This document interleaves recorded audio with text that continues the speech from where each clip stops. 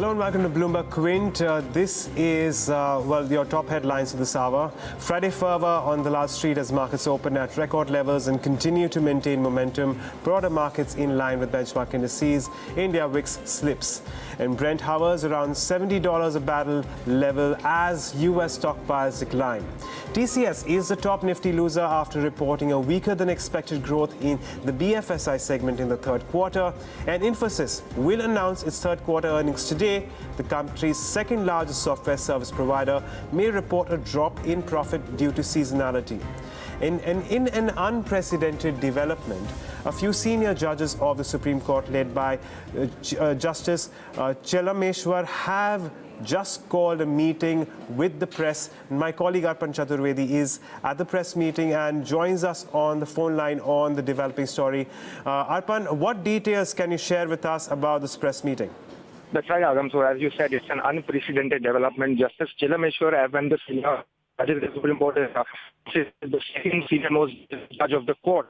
And part of that, other judges also, Justice Gogoi, Justice Lokur, and all the other judges. It's basically the top senior people from the judiciary are for the first time and in a very rare development are going to be speaking to the press. Remember, as far as Justice Chelameshwar, we don't know as of yet what exactly is the press conference about.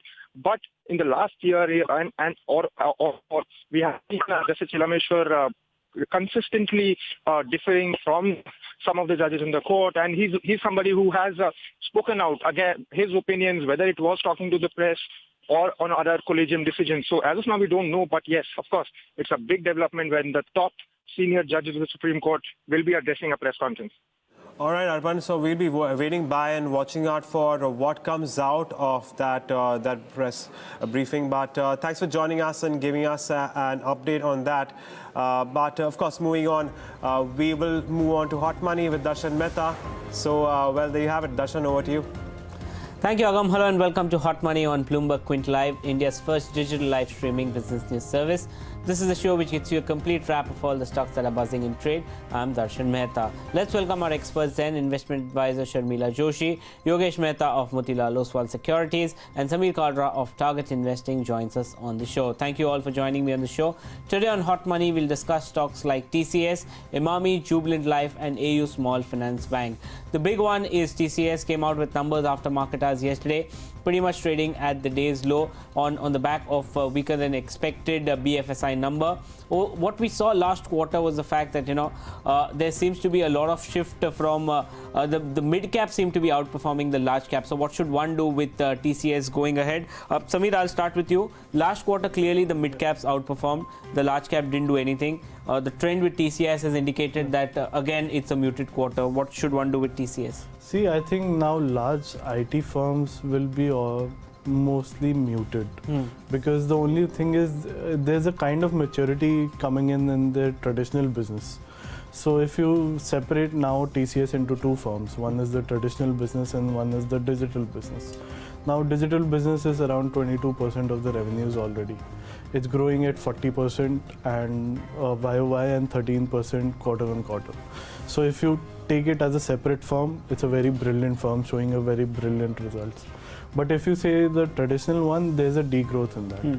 But the only positive which I saw, I think which market might be discounting today, is they showed a volume growth of 1.6%. That's the best December quarter in last 3 years.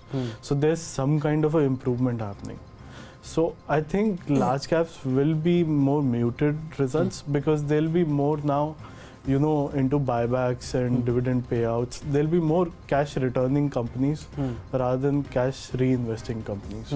So there will be kind of a muted growth over there. And the other thing is they got a 50 million contract in digital side of it. So that's the first big order which they've got. So I think there is a movement on the digital side, but the only point is the whole company is so big in the traditional sense that the digital goes unnoticed by players. Okay. Sharmila, what did you make of the TCS numbers? Yeah, I would, largely agree. I think that I think it's been the writing on the cards, really honestly, that the traditional business is changing. And I think, the whole Infosys issue also with their top management sort of highlighted that because they were trying to put a change in process, when things sort of went bad for them. So I think that's the challenge for the large cap companies, whether it's a TCS or an Infosys. How do they really deal with this change, and what is the new model that takes its place? Okay. Now TCS, I completely agree with this whole digital piece doing the kind of growth that it has done. It's definitely, I think, to be taken as a positive. Only thing is that in terms of stock price, perhaps I would think that the whole valuation has only undergone a shift. So you're not any longer going to be giving IT as a business the kind of valuations you did, say, 2 years earlier. So now it's really going to be how they do from here on, and this is going to be, this trading at 20 times sort of that multiple is going to be what's going to be expected. And yes, I think in that environment we are seeing some more activity on mid caps than on the large caps, because they're more nimble and they can adjust to newer business models, and it shows more effectively. But that will also be a negative going ahead, because numbers will be patchy. But so I think you keep the TCS you have, and I would really take the numbers quite positively. Okay, so positive number. Yogesh, firstly, what did you make of the TCS number? And as a house, are you recommending clients now to shift out of large cap IT and move into mid cap IT, or what's the strategy that you all are recommending clients now? See, as of now, the numbers which are delivered by TCS, it shows that the retail segment is growing right now. It is a 3% growth YOYC on a constant currency.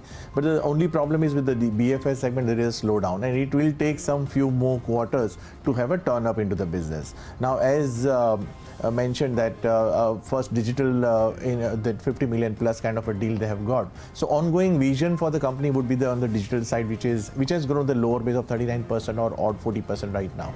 But clearly the headwinds for the growth for this company would be that BFS slow down. Then there will be again taxation, increased taxation rate on the US firms. There is a likelihood to be, and INR, which is getting stronger against USD. So all in all, putting together, we feel that upside for this company would be very muted there. And any which ways, for 160 rupees EPS for FY20 would be something around 17 times at 2700 current. So we feel that upside is very limited, and we have a neutral stance for the TCS. However, coming back to the second question of mid caps, we believe that strong potentials are there, because those are very much concentrated towards the individual business segment or the product segment. So there are likely to be, the chances would be there that, like last time we discussed about the Mindtree, where we can see still more potential if the headwinds, which is the business, can the clouds of ambiguity can come down, and we can see some strong potential there. Okay, so that's the consensus view that's coming in on TCS. It's much a wait and watch. Growth probably for the large cap IT will be muted, and that's what we'll also watch out for Infosys numbers. The next stock that we're talking about is Emami. The counter is up almost 25% this year. What will rural recovery help them, or what are the trends going ahead for Emami? Yogesh, you all came out with a note on this. You all were rather bullish on it. I think one of the highest target price on the street, 1655. What makes you bullish on Emami? Emami is a company which is a great play over rural and the wholesale recovery. Now, what we have seen over last 3 years, 4 years, that post demonetization, each and every FMCG company has shown slowdown into the sales and the profitability. This is the only company which has not shown that kind of a stint so far. And the products had been lined up of around, say, 18 products they will launch in last year itself. So that shows a great comfort. Even R&D spend of 1% of the sales in the last year. So that shows the visibility for this company management for a growth. Secondly, they've got total 4.5 million kind of outlets, and still Fair and Handsome, which are contributing 80% of the sales by Fair and Handsome and the Jandu and the Mehta Plus. So this segment has, which is 80%, it is hardly reaching 33% of their outlet. So they have launched 2 more projects, with Dhanush and one more Pace. Pace. So these are the 2 projects they want to have a more reach ratio. Of course, it's best of the breed in terms of ROE, ROC, and the growth rate. 26% growth rate over last 3 years, and still we believe that it will grow by 20-22% for next 3 years also. So looking at all these positive factors, we believe that yes, it has been a very strong candidate for the still recovery, rural recovery. And plus, one more thing is which is rural recovery we are betting on, is on various stands which government has taken in last year, like DBT and MSP prices hike, farm loan waiver. All these gonna be beneficiary for the rural segment, where they have a strong penetration. And FY19 budget, which will be there, FY19 budget will be there on 1st Feb. We believe that will be a pro-poor and the policy would be much more for them.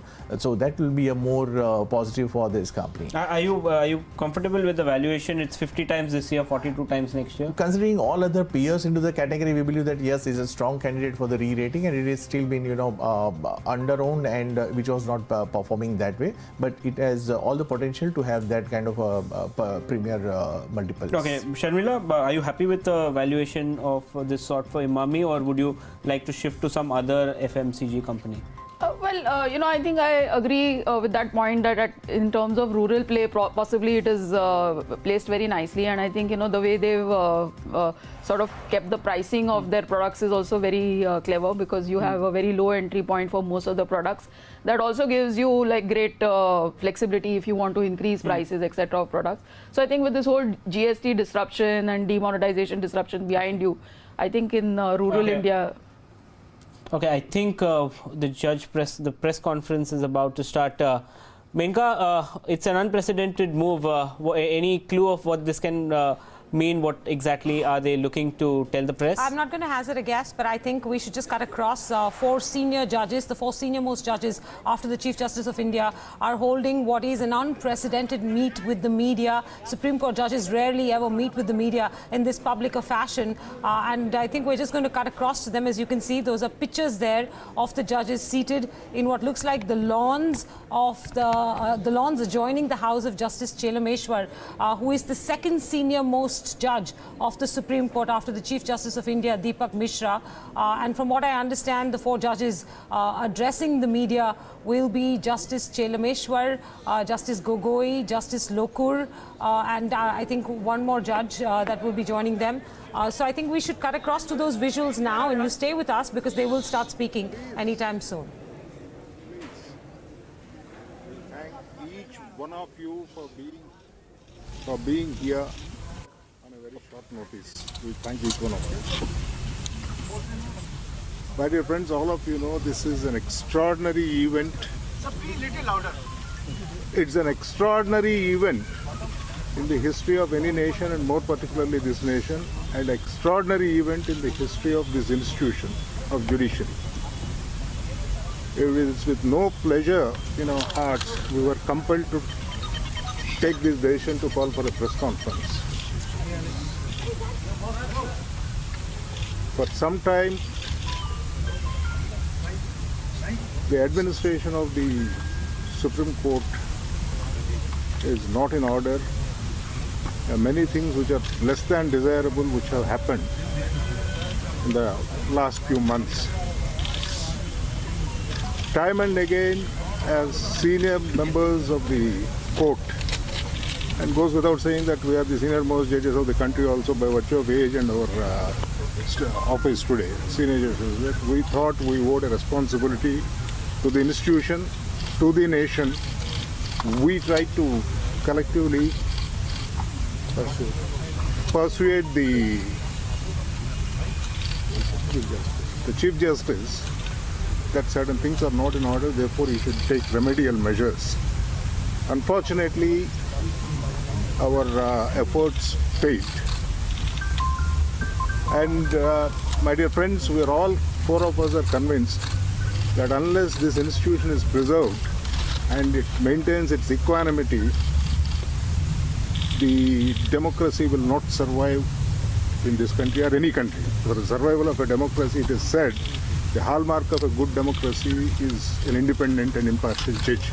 The judge is symbolic here, is the institution. Judge, the statement, but judge in the context means the judiciary. Now, well, anyway, a lot of things have been published in the press, pro, contrary, whatever it is. We are not entering a regular, it's not a political meeting where we go into all this controversy. But since all our efforts failed, even this morning on a particular issue, 4 of us went and met the Honorable the Chief Justice of India with a specific request, which we could not unfortunately convince him that we were right, and the appropriate decision is to be taken. We couldn't convince him. Therefore, we were left with no choice except to communicate it to the nation that please take care of the institution and take care of the nation, because we have heard a lot of wise men talking in this country earlier. I don't want another 20 years later some very wise men in this country blame that Chalameshwar, Ranjan Gogoi, Madan Lokur and Kurian Joseph sold their souls. They didn't take care of this institution. They didn't take care of the interests of this nation. We don't want it to be said. So we place it before the people of this country. That's all, gentlemen, we wanted to inform you. Sir, what are the instances you said? What is the issue?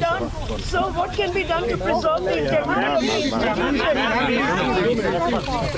the We call the press now. Don't, please. We are interested in the institution. We'll talk to you separately. It's a press. We wanted.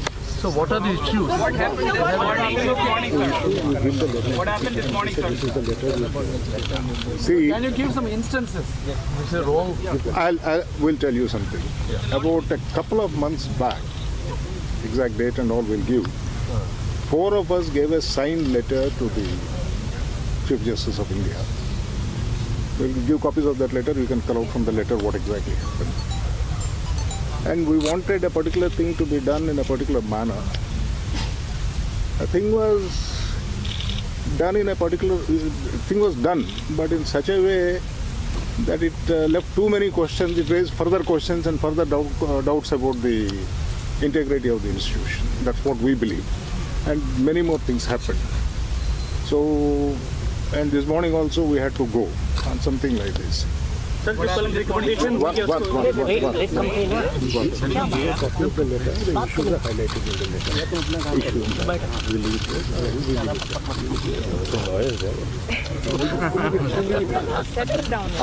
In a few minutes, well, don't overhear us. No, sir, we're not over here. We're very busy typing. Sorry. What happened this morning? We 4 of us went, made a request. Sir, could you please be a little louder? 4 of us went, met the Chief Justice of India, made a request that a particular thing is not in order, therefore it should be rectified.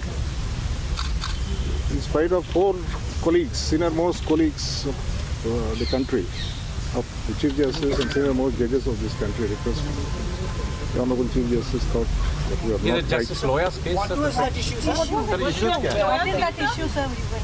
Why are you forced to maintain secrecy even now? Justice Lawyer's case? Why the secrecy even now? Why don't you speak out? What is the... No, but the reason is this. See, everybody knows everything.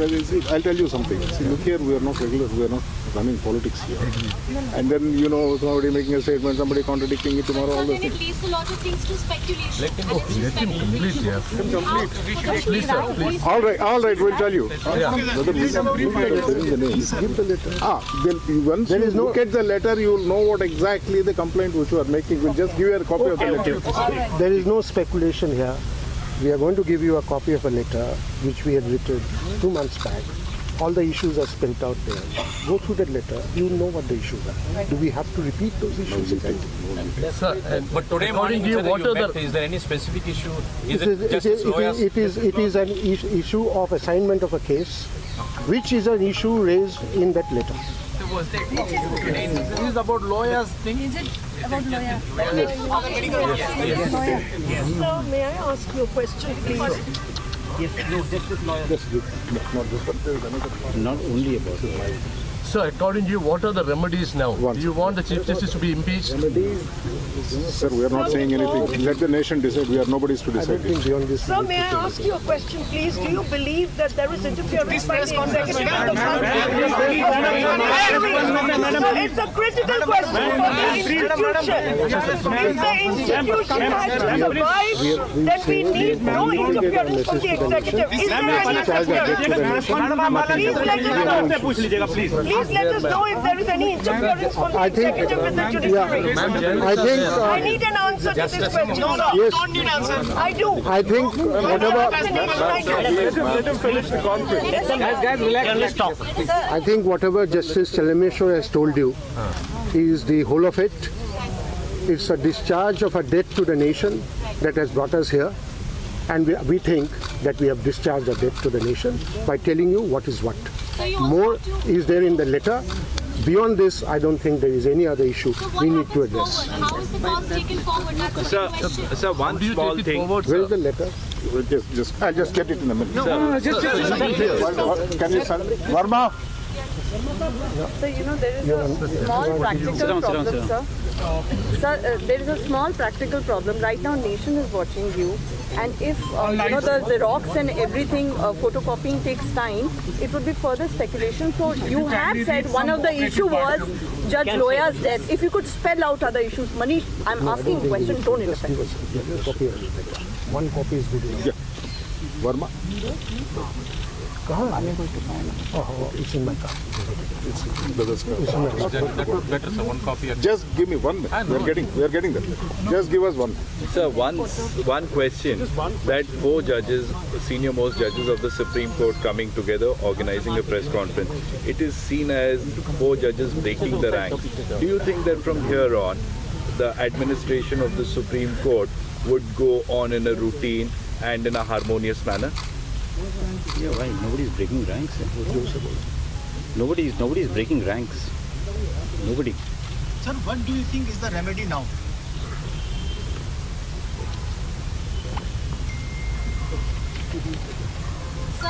Sir, and are you speaking for the rest of the court as well? There are 4 of you here. We are speaking for ourselves. We are not consulted. Since we are in the senior most 4, we discussed. Since we 4 went in the morning, we are speaking for ourselves.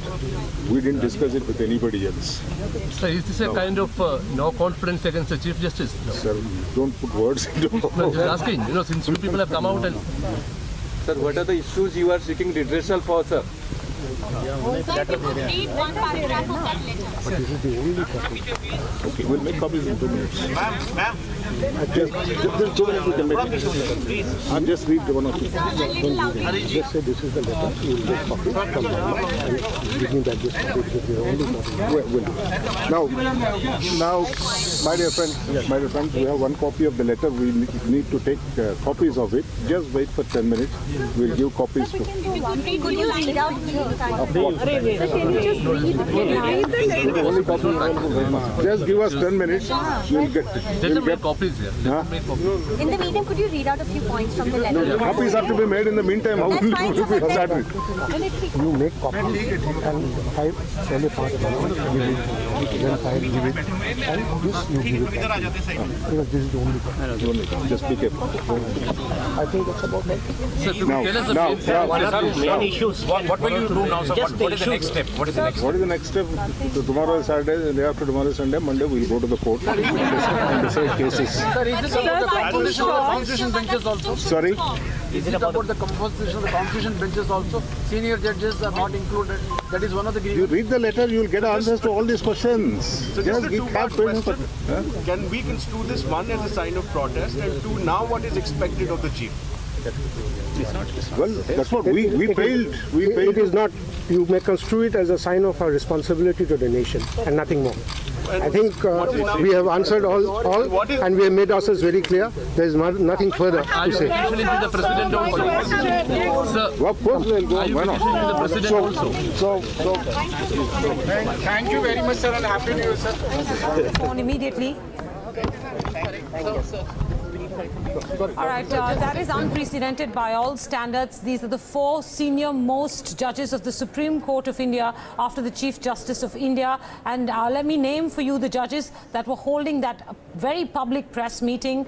Justice Chelameshwar, Justice Ranjan Gogoi, Justice Madan Lokur and Justice Kurian Joseph. The opening comments were made by Justice Chelameshwar, who is the 2nd senior most judge of the Supreme Court of India. And let me recap for you what he said. Now, they weren't very clear about the exact incidents that have driven them to make this kind of public stand, when it comes to the Supreme Court. And let me also tell you this, that this is the first time, I think, in the history of the Supreme Court that we have seen 4 judges like this, as one reporter put it, break ranks with the rest of the Supreme Court and decide to address the nation through a public press conference. Now, here is what Justice Chelameshwar said. He said that this and he was referring to the public meeting that he was holding today, is an extraordinary event in the history of this institution and in the history of this nation. He said we were compelled to take this decision to call a press conference.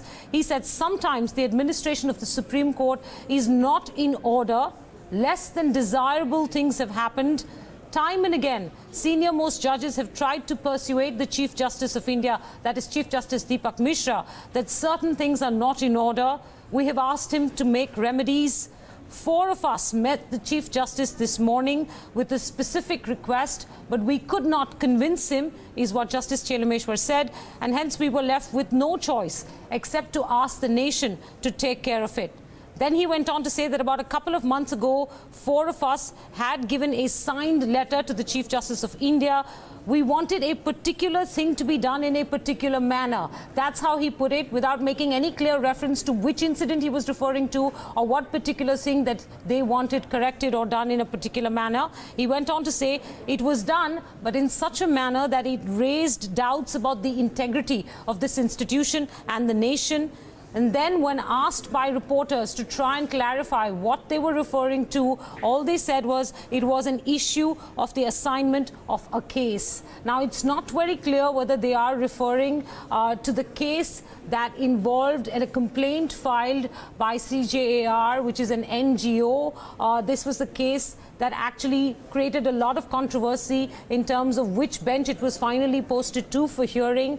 In the middle of that controversy was Justice Deepak Mishra, the Chief Justice of India. I'm only speculating here. It's not clear which case they were referring to, but this is what they had to say.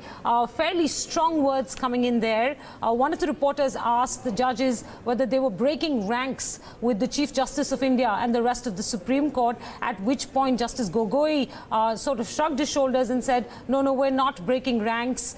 They wouldn't give any more detail out. They said, we have a copy of the signed letter that we had given the Chief Justice of India, and we're going to distribute those copies amongst the press who are here, at which point the press was waiting for those copies to be distributed, and that's where they left the press conference. I'm hoping my colleague Arpan Chaturvedi is on the line with me right now because he was at that press conference. Well, he's not yet on the line with me.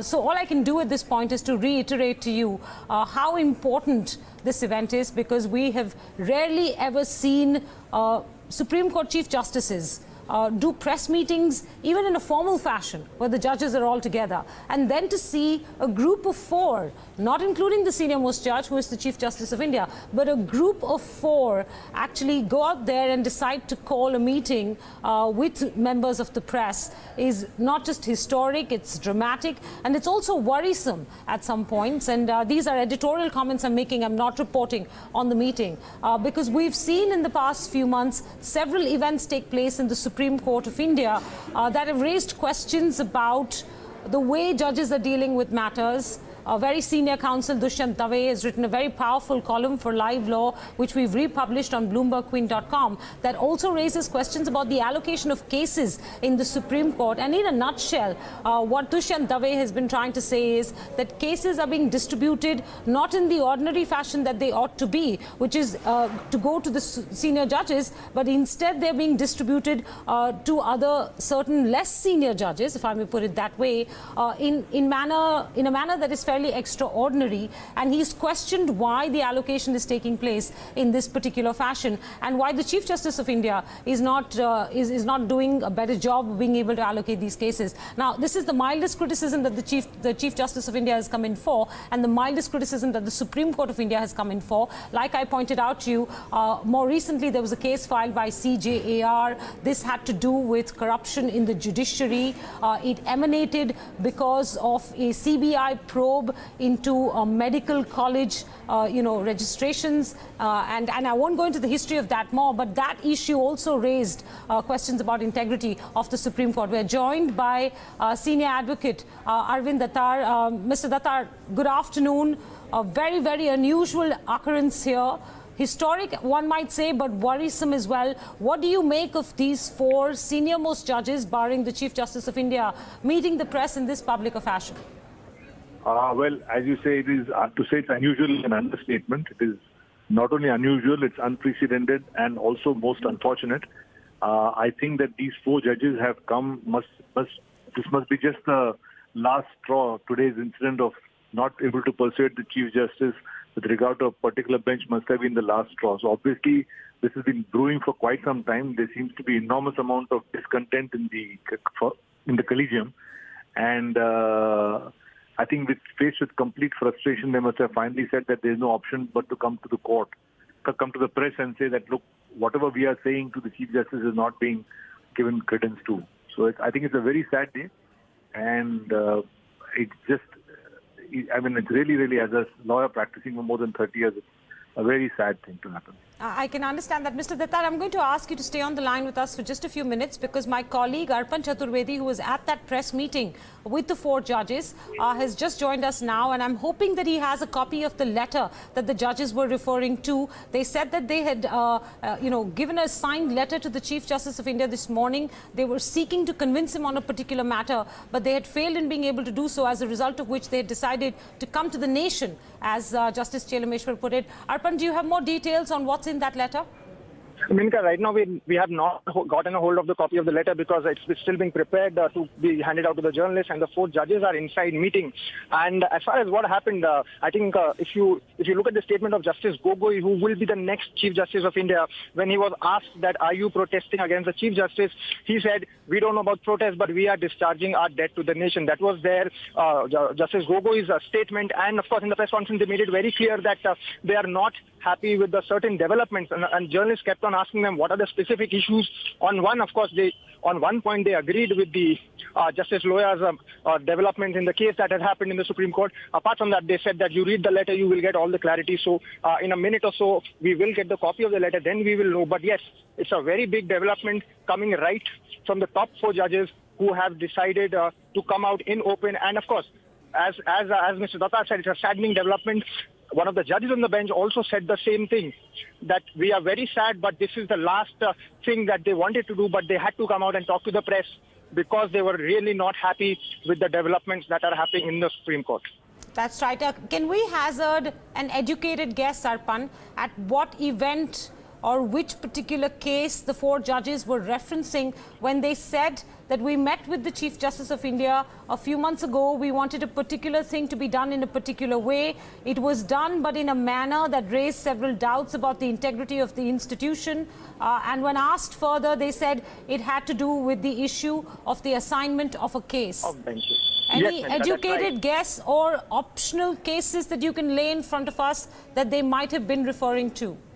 I think one of the judges, while addressing the PC, himself said that this morning all 4 of them met with the Chief Justice. So this morning, I think today the biggest or a more important case which is being heard is Judge Loya. So if we have to place a guess, I think it is referring to this particular case which has led to this press conference, and of course some of the past developments where we have seen that certain matters were posted to one specific bench, or I mean that's the judges. This thing is that they're not happy with the manner in which the assignment of benches were happening. Remember, just in another case 2 months back, this was the moot question on which the CGI had ruled, where if you remember the Kamini Jaiswal petition, there the question was that who has the supremacy to assign cases, the administrative power, and there the Justice Mishra's bench had clearly held that it is his dominion, and he is the one who will decide who which case. Now, as of now, the 4 judges, their press conference or their statements are very clear that they are not happy in the manner in which the Supreme Court is functioning. They did not give details of specific issues for which they asked us to wait for the letter. But in short, I think the matter, the tipping point was this morning, because the judges specifically referred to this instance that has happened. They said that today all 4 of them went and met the Chief Justice, and after that they have decided to call the press conference and address the press. Arpan, do inform us as soon as you have a copy of the letter and you can shed more light on which events the judges were referring to. Mr. Dattar, if I can come back to you, can you explain to us the significance of 4 such senior judges deciding to meet with the press? From what I understand, this has never happened in the history of India before, and the fact that they're speaking rather openly, one might say, against the Chief Justice of India?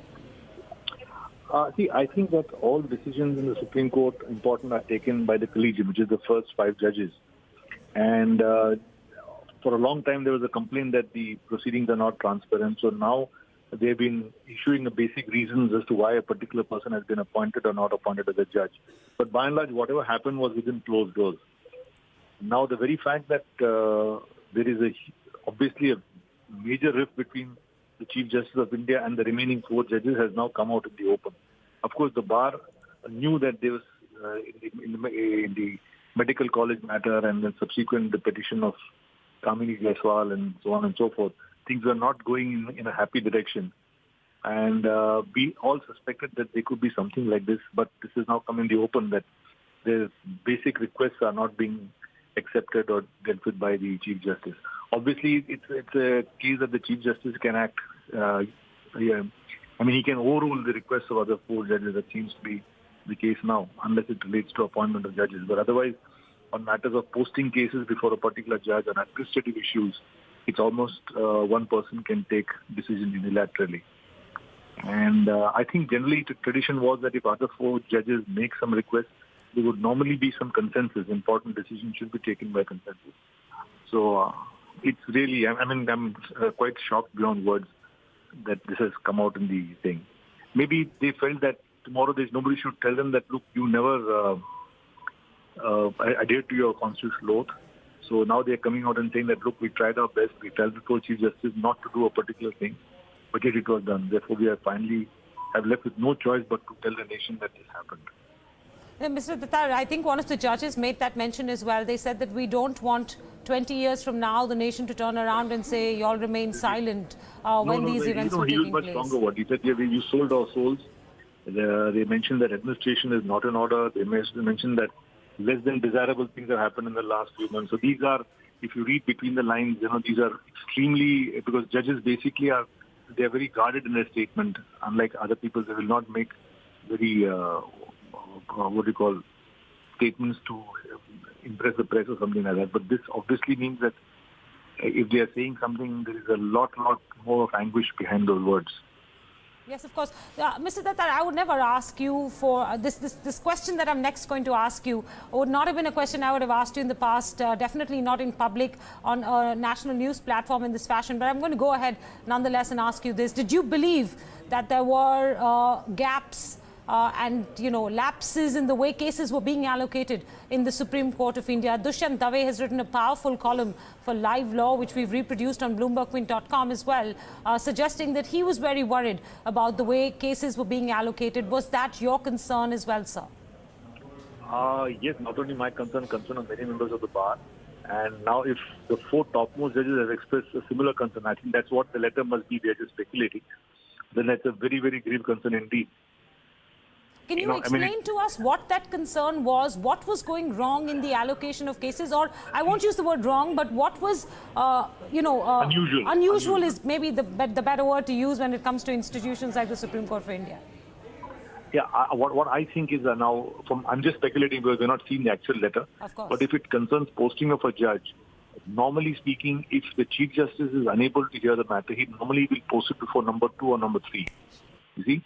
So suppose, for example, the matter which I am the Chief Justice and I'm not able to hear it because I've done some matter or there's some reason why I should not hear it, then I will normally assign it to the 2nd senior most judge or the 3rd senior most judge. But this complaint that is being assigned to somebody who is number 10 or number 8, that seems to be very unusual. Look at the High Court, for example. If the Chief Justice can't hear the case, normally it is heard by the 2nd senior most judge. Yes. Okay. So what does that suggest? Does that suggest that there is something wrong with the allocation process? Does that suggest that the Chief Justice of India has been playing favourites? Does that suggest that he doesn't have faith in certain judges? See, the point is, now what happens if you assign a case to the number 2 judge, there is no problem. Or number 2, there is no problem. But if you assign it to some junior judge, 8, 9, 10, 11, etc., then the question arises, on what basis have you allocated the case to number 10? On what basis have you allocated the case to number 6 or 7, or whatever it is? So then you start, then questions start being asked. What is the reason for not giving it to the topmost judges? If the case is so important, Yeah. Now the letter has come. The letter is coming. I think I can hear. Just 1 second. I'll get back. So please don't disconnect the line if that's all right with you, because if you do have the letter, we'd appreciate it if you could. I'm just listening to anything. Yeah, if you could read for us portions of it, or at least the bits that you think are important.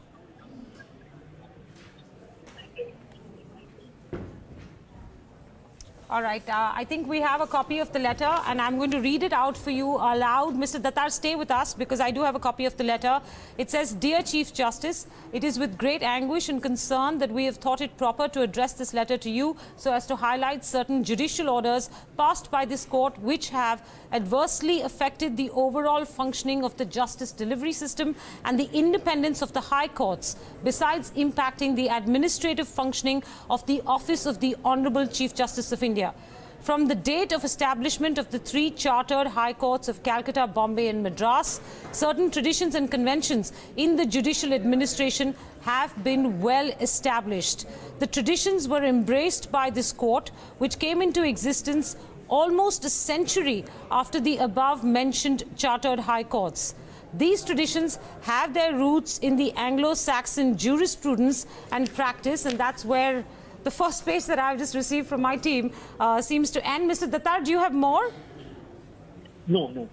That's why I'm listening, but I'm either listening because I switched off the TV channel. One second. Okay, Mr. Dattar, stay on the line. I'm going to try and get one more voice here, and that is of Supreme Court lawyer Gopal Jain. Gopal, I'm sure you are in equal measure, stunned and horrified by the events of this afternoon. I think, if I may rephrase what you said, it's a matter of concern, and the fact that the top senior-most 4 judges of the Supreme Court have made this public shows that the administration of justice naturally was under a cloud. So now it becomes a matter of national importance, which will be debated publicly rather than being in-house.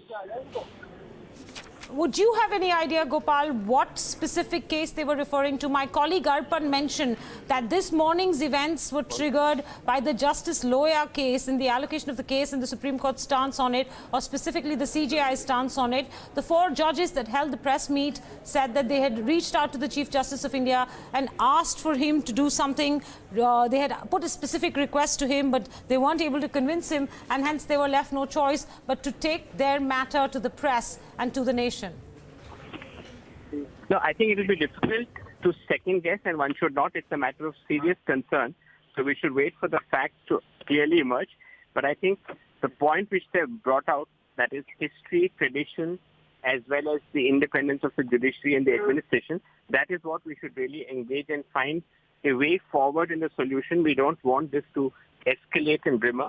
We want the institution to function in line with its legacy and constitutional values and the constitutional framework.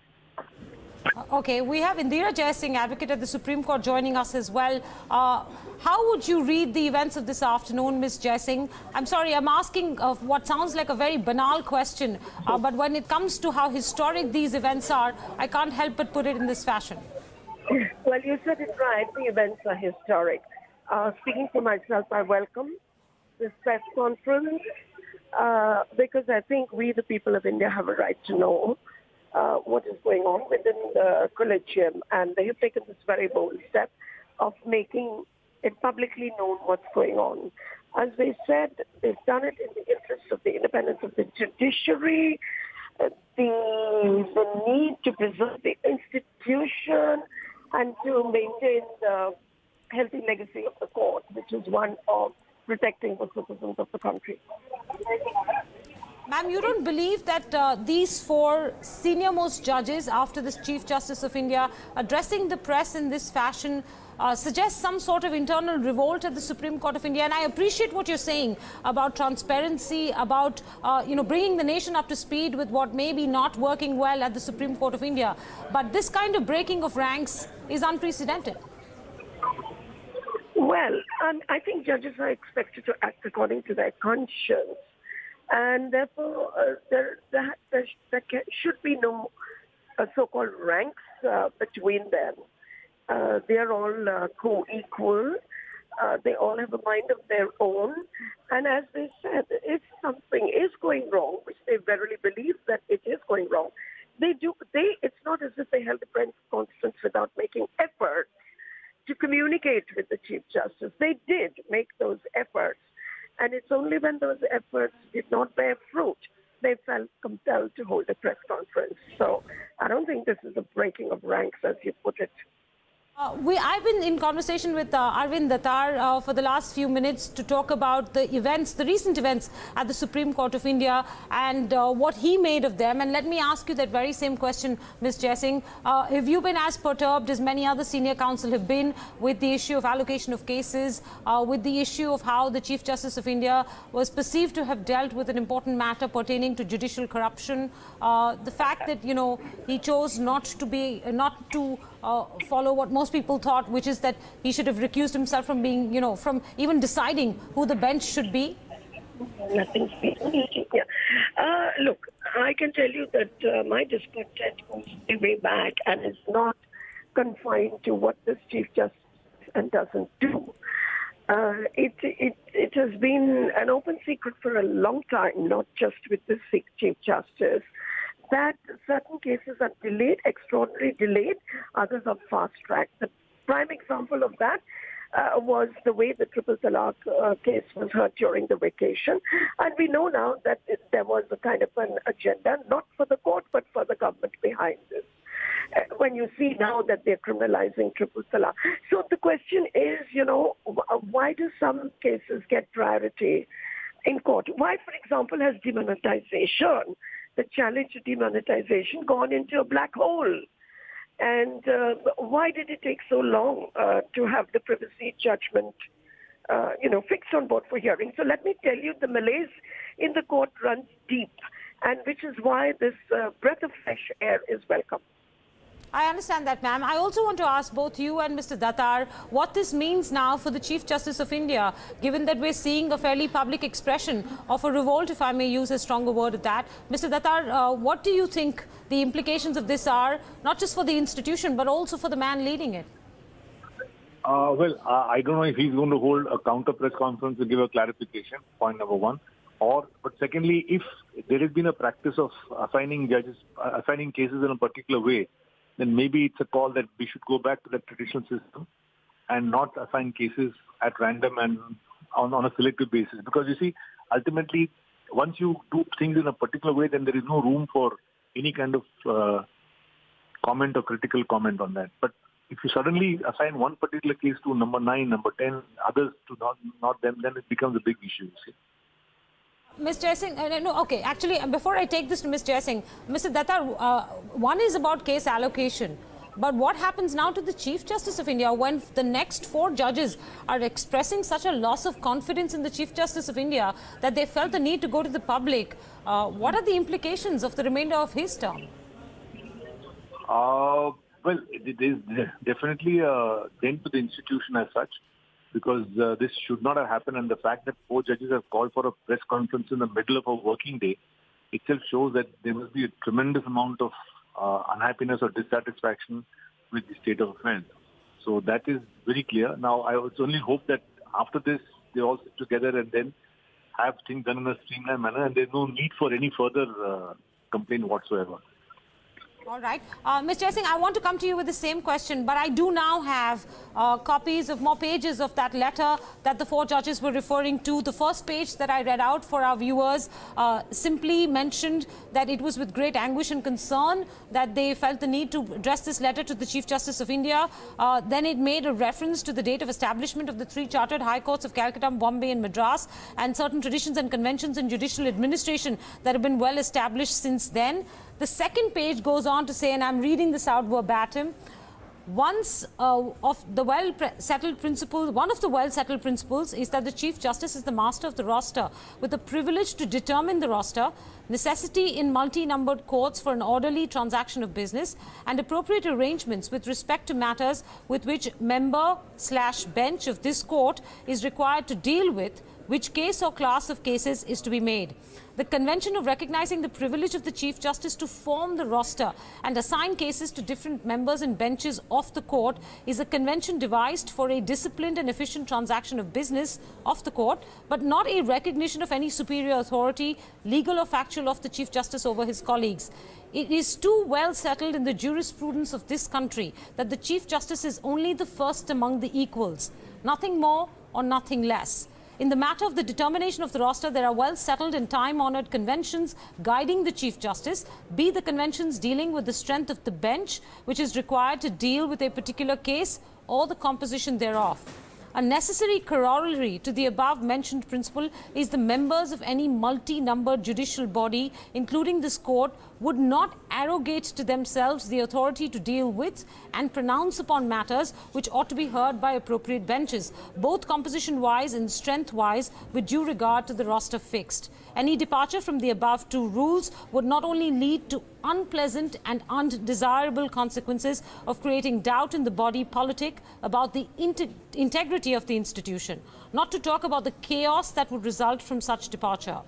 We are sorry to say that of late, the twin rules mentioned above have not been strictly adhered to. So here's where it gets material. There have been instances where cases having far-reaching consequences for the nation and the institution have been assigned selectively to the benches of their preference, and they're referring to the preference of the Chief Justice here, without any rational basis for such assignment. This must be guarded against at all costs, and that line has been emphasized by the judges. This must be guarded against at all costs. We are not mentioning details only to avoid embarrassing the institution, but note that such departures have already damaged the image of this institution to some extent. In the above context, we deem it proper to address you presently with regard to the order dated 27th October 2017 in R.P. Luthra versus Union of India, to the effect that there should be no further delay in finalizing the memorandum of procedure in the larger public interest. When the memorandum of procedure was the subject matter of a decision of the Constitution Bench of this court in Supreme Court Advocates on Record Association and ANR versus Union of India, it is difficult to understand as to how any other bench could have dealt with the matter.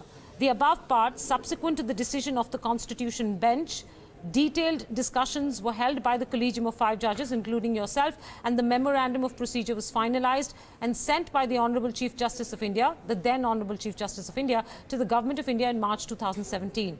The Government of India has not responded to the communication, and in view of the silence, it must be taken that the memorandum of procedure is finalized by the Collegium has been accepted by the Government of India on the basis of the order of this court in that Advocates on Record Association case. There was therefore no occasion for the bench to make any observation with regard to the finalization of this memorandum of procedure, or that issue cannot linger on for an indefinite period. It then goes on to say and refer to another case which was on the 4th of July 2017, a bench of 7 judges of this court decided in the case of Honorable Shri Justice C.S. Karnan. In that decision, 2 of us observed that there is a need to revisit the process of appointment of judges and to set up a mechanism for corrective measures other than impeachment. No observation was made by any of the 7 learned judges with regard to the memorandum of procedure. Any issue with regard to the memorandum of procedure should be discussed in the Chief Justice's conference and by the full court. Such a matter of grave importance, if at all required to be taken on the judicial side, should be dealt with by none other than a constitution bench. The other development, or the above development, must be viewed with serious concern. The Honorable Chief Justice of India is duty-bound to rectify the situation and take appropriate remedial measures after full discussion with the other members of the Collegium and at a later stage, if required, with other honourable judges of this court. It then goes on. I don't have the remaining pages because they're coming in piecemeal, simply because only one copy was distributed at that press meet, and all the journalists I've been trying to get their hands on. I want to go back to Mr. Arvind Dattar, who's on the line with us, and Indira Jaising, who's on the line with us. But we're also joined by Prashant Bhushan, advocate at the Supreme Court. Now, Mr. Bhushan has been in many ways connected to this very big question that the Supreme Court is facing, and that has to do with the allocation of cases. And so I'm going to go to him first. Mr. Bhushan, what do you make of the developments of this afternoon? It does seem that the 4 senior-most judges of the Supreme Court, besides the Chief Justice, are agitating on 2 issues. One is the allocation of cases, and second is the lack of finalization of the memorandum of procedure. Yes, I think the 4 senior-most judges, puny judges of the Supreme Court, have done a great service to this country by pointing out how the Chief Justice has been misusing and abusing his powers as master of roster to selectively assign particularly politically sensitive cases, and sensitive cases which will have a long-lasting effect on the nature of our republic, on the future of our republic, to particular benches, hand-picked benches to achieve a particular outcome. Now, this is a clear abuse of the power of the Chief Justice as master of roster. The most egregious example of this was in this very case of the medical college, where the number 2 judge, Justice Chelameshwar, had ordered that the matter should be placed before the senior-most 5 judges. Instead of placing it before the senior-most 5 judges, the Chief Justice countermanded that order, thereafter assigned it to 3 very junior judges in order to achieve a particular end to that, despite the fact that he ought not to have dealt with that matter in his judicial or administrative capacity, because there was a clear conflict of interest, because that case directly involved him. And yet he has been doing all this. He has done the same thing in the case of that Special Director CBI, Rakesh Asthana. He has done the same thing in several other cases where he has even transferred the matter from benches before whom the matters were pending to particular benches, and he seems to have a particular liking for 1 or 2 benches who he hopes will do whatever he wants them to do. So this is a very, very serious development. It shows complete lack of confidence, or an expression of no confidence by the 4 senior-most judges of the Supreme Court and the Chief Justice. And I feel that this will have great repercussions in the immediate future. What will those repercussions be? So in my view, the honorable option for the Chief Justice in this situation is to resign. And if he does not resign, if he does not do so, there will be other consequences, no doubt about it. There would be further proceedings, because quite apart from... I'm so sorry to interrupt you, sir, but could you elaborate on what you mean by further proceedings? Yes, I think there would be impeachment proceedings, and there should be impeachment proceedings. There are likely to be also complaints under the in-house procedure, etc., against him, not just for this kind of abuse of authority, but also for various other acts of misconduct. Mr. Bhushan, I understand. Again, I apologize for interrupting you, but I do want to take your comment to both my other guests, Arvind Dattar and Indira Jaising, to see if they at all agree with what you have spelled out could be a potentially extreme consequence of the events of this afternoon. Mr. Dattar, I now have, and Ms. Jaising, I now have the full letter. And effectively, all I was missing was the last page, which I didn't reach out, but it only had a few lines which said that we will apprise you of more such cases if we believe they need to be brought to your attention. So effectively, what these 4 judges are taking a stand about is the allocation of cases, which we've already discussed, and the lack of finalization of the memorandum of procedure. Mr. Dattar, you heard Prashant Bhushan just suggest that this could have extreme consequences, including even moves to impeach the Chief Justice of India. And I'm really worried even repeating this. What are your thoughts? Well, I don't know about impeachment. That's it's an extreme situation. And because the roster are assigned to a particular judge, I don't know if it's going to lead to impeachment, but certainly it is going to seriously question this practice of assigning cases at choice. And for example, like what Mr. Bhushan did, to give one more example, this R.P. Luthra's case, there one bench, Justice Goyal's bench, if I'm not mistaken, just asked the Attorney General to give some comments about the memorandum of procedure, because in so many cases, Chief Justices have not been appointed in so many high courts, and large number of vacancies are there. So he just wanted a comment on the government's views on the memorandum of procedure. When that matter is posted before that bench, normally it will be heard only by that bench, or at least the senior-most judge in that bench. Suddenly, without any thing, it was suddenly transferred to another bench at 3 o'clock in the afternoon, and that order was set aside. So some examples have come like that, because, to put it very mildly, extremely unusual. So this must have happened more than once, and finally, when the 4 judges felt that there is absolutely no stopping of this kind of practice, they have come out in the open. You see, coming out in the open is such a rare and unusual thing.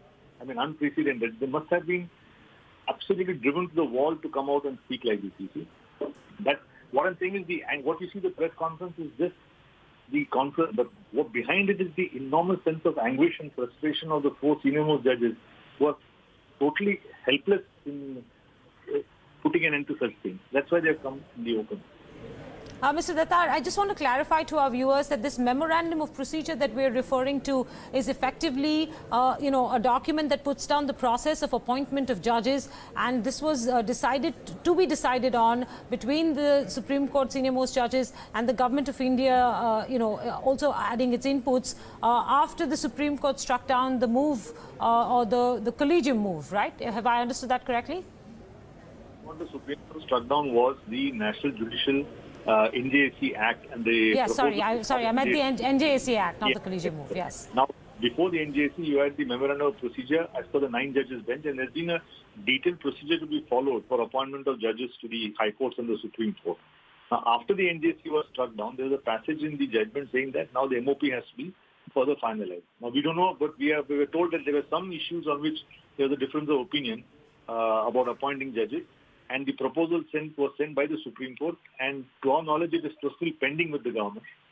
So this was the issue of memorandum of procedure, yes, which still has to be resolved, yes. But so why is the Chief Justice of India? This letter seems to suggest that the CJI has been dragging his feet on resolving this or finalizing this, as a result of which you mentioned that there are a large number of vacancies pending and appointment of judges has slowed down. Have we understood that correctly as well?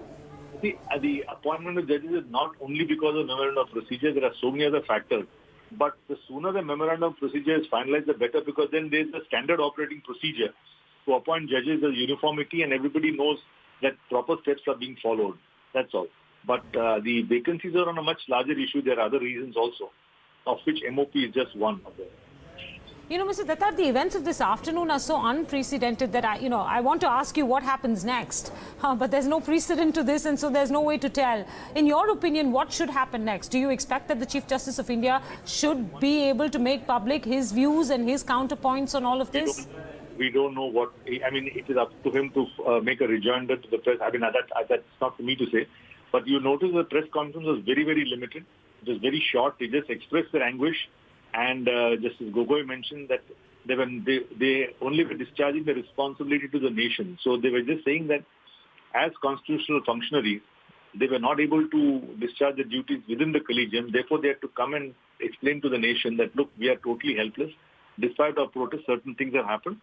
And since this has been going on, we have no choice but to come in the open and say what we have to say. So the press, there's no question answers and so on. There's just a statement by these judges that we have been driven to the wall. Yeah. I understand that. You expect now that the Chief Justice should go public with his views? Or do you expect that the Supreme Court should find a way to settle this internally? Or as Indira Jaising was pointing out, more sunlight is always very good. If one side has aired their grievances publicly, then the other side should also be able to offer an explanation publicly. That's one way of looking at it. What I feel is one positive outcome of this could be that in future, when the cases are being posted, they would follow a particular procedure and would not be posted at random, or cases would not be withdrawn from one bench, taken to the other bench and so on. That practice may come to a complete halt, as my hope. All right, I understand that. Mr. Dattar, we've kept you through the course of this afternoon. I appreciate the fact that you've shared with us your thoughts so candidly, even though this is a very, very sensitive matter. And I also appreciate the fact that you've shared with us, your insights on the internal functioning of the Supreme Court of India. Thank you very much for joining us. Thank you. I hope this is just a turn for the better. I hope so. Well, we can all hope that it is the turn for the better, given the criticality of the health of this institution. Arvind Dattar, their senior advocate, talking us through his views on what has happened this afternoon. Now, before we head into a quick break, let me summarize for you exactly what happened. A few hours ago, we heard that 4 senior-most Supreme Court judges of India, these are the senior-most after the Chief Justice of India, and I'll tell you what their names are. This is Justice Chelameshwar, the second senior-most judge. After him, Justice Ranjan Gogoi, Justice Madan Lokur, and Justice Kurian Joseph held what is an unprecedented public press meeting. They met with members of the press, and they said this, that this press meeting was an extraordinary event in the history of India and the Supreme Court, that they felt compelled to call this press conference because sometimes the administration of the Supreme Court is not in order.